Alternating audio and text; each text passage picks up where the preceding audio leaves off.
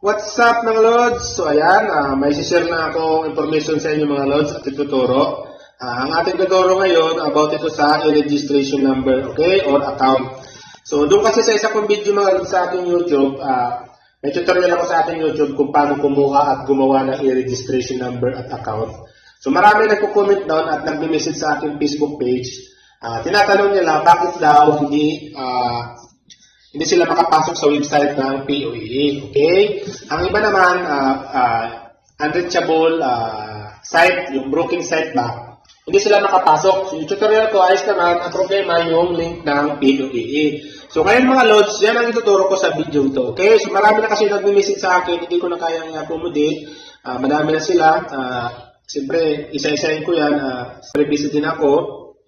So, ang gagawin ko, tutorial ko na lang mga Lods, tingnan nyo na lang dito kung paano ba pumasok ng e-registration portal, okay? Click dito at makakapasok kayo sa e-registration portal, okay? At makakakuha kayo ng e-registration number at makakagawa kayo ng e-registration account, okay mga Lods? So, bago tayo magsimula mga Lods, so sana masuportahan mo yung aking channel, Barton TV, at meron din tayong Facebook page, Oragon TV mga Lods. Kung may mga katanungan kayo mga Lods, message lang kayo o mag-comment lang kayo sa comment section ng video na to or message nyo ako sa aking Facebook page, Oragon TV. Sasagutin ko yan mga Lods at tutulungan kayo sa abot ng aking makakaya. Okay? So dito, di ba Lods, pagpupunta tayo dito o pagpupunta sila dito sa browser, so halimbawa dito sa browser, type nila dito ang online services, yan, di ba? Online services, POE, di ba? Yan yung, yan mga Lods, di ba? POE online services. So, dyan sila pumapasok at dito pumapasok lahat ng mga kukuha ng e-registration number or gagawa, okay? So, dito mga Lods, pagpasok nila, ganito ang mangyayari sa kanila o ganito ang mangyayari sa iyo pag pumasok ka sa website ng POEA. So, ang POEA nag-update at nagbago na sila ng website. Okay? So, hindi na sila dito sa POEA mismong website nila kayo kukuha ng e-registration number, POAS, at iba pang mga online services. Okay? So, sa ibang online services mga Lods, check nyo na lang yung aking video dyan sa aking channel, okay? So, kasi ang tutorial na to ay para lang to doon sa mga e-registration number, okay? So, kung ganito ang lumabas sa inyo mga Lods, ang gawin nyo lang, back na kayo, okay? So, wag nyo nang ipalo to. Wag nyo nang pasukin yung POEA website. Ang gawin nyo na lang, open nyo na lang itong, sundin nyo na lang to, okay? Open nyo ang browser nyo. Tapos, dito mga Lods, wag na kayo pumunta doon sa mismong website ng POEA, okay? So ito, ang link na ito mga Lods, direct na to mismo sa portal ng e-registration portal, okay? So i-copy nyo na lang o isulat nyo to at ilalagay ko nito sa description ng video na ito mga Lods, i-copy paste nyo na lang, okay? Diyan sa search na to, ilagay nyo na lang ang online services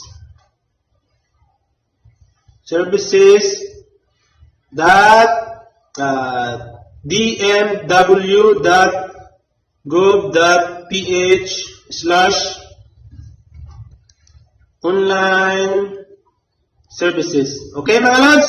So yan, i-copy paste nyo yan, okay? Online services, DMW. Ang ibig sabihin ng DMW mga Lods ay Department of Migrant Worker, okay? So bali wala na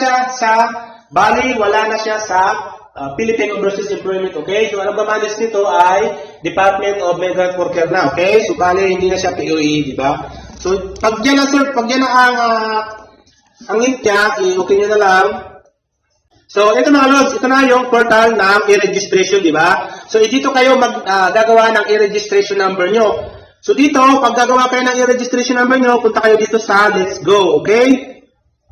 Click nyo yung Let's Go na yan.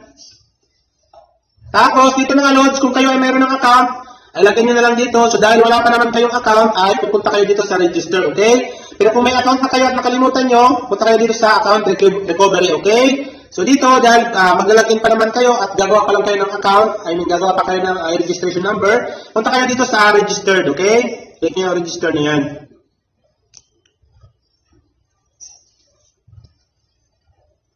So, dito mga lods, meron dito term of service, okay? So, basahin nyo to, yan, mahaba yan English. So, pag naintindihan nyo na, i-accept nyo lang, pinutin mo itong I accept the term of use, okay?